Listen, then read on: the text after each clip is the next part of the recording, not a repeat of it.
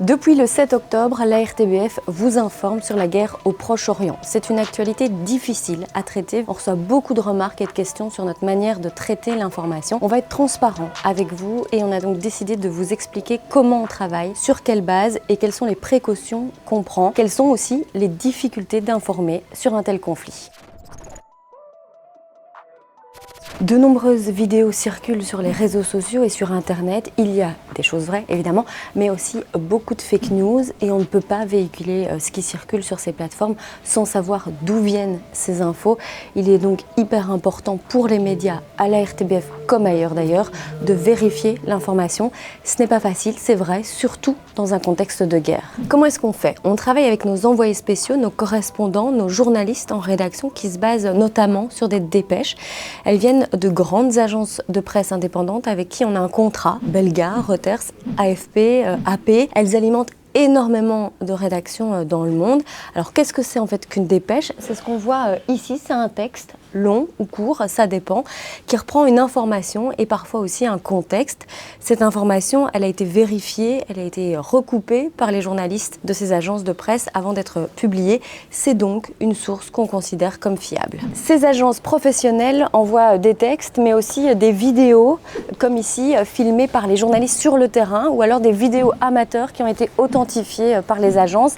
Là aussi, la provenance de la vidéo est vérifiée. On peut donc la diffuser, l'exploiter et elle nous est proposée avec tout un contexte expliquant la vidéo, qui sont les gens qui parlent, où est-ce qu'elle a été tournée, quand est-ce qu'elle a été tournée. Mais dans ce type de conflit, même des sources qui semblaient fiables ne le sont plus. L'émotion est vive, chacun prend parti, les manipulations sont nombreuses. Au fur et à mesure de l'évolution de cette guerre, on se rend compte en fait qu'on doit redoubler de précautions. Ça prend du temps, ça peut expliquer que certaines informations arrivent plus tard sur nos plateformes et ça explique aussi que de manière exceptionnelle, on doit revenir sur une information donnée. C'est finalement notre mission de service public de rectifier l'information et on le fait. Et vous imaginez bien qu'on reçoit énormément d'informations tous les jours. On ne va malheureusement pas pouvoir parler de tout. Et donc c'est vrai qu'on doit faire des choix éditoriaux, ce sujet plutôt qu'un autre. Et il n'y a pas qu'une personne évidemment qui décide de ça. On va en parler en rédaction chaque matin. On va aller voir Aurélie Didier, elle est responsable éditoriale monde à la rédaction de la RTBF.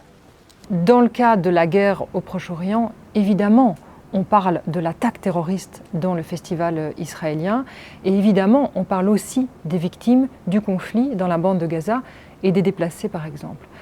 Et notre volonté, c'est vraiment d'arriver à faire état précisément des faits, où ils se déroulent et de dégager au mieux les responsabilités, en tout cas quand on peut.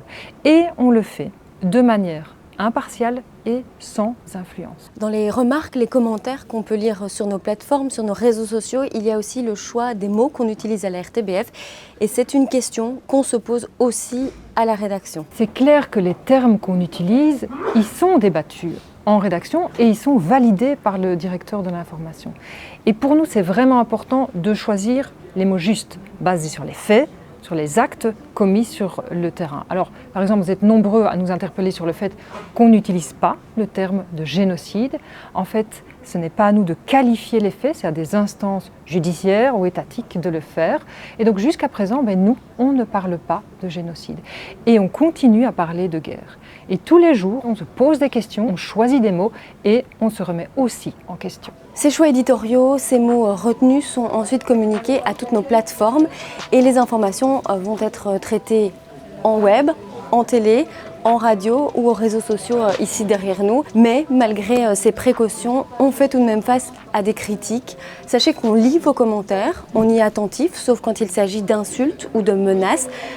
En fait, on se remet en question quotidiennement. On sait que ce conflit en particulier divise la société.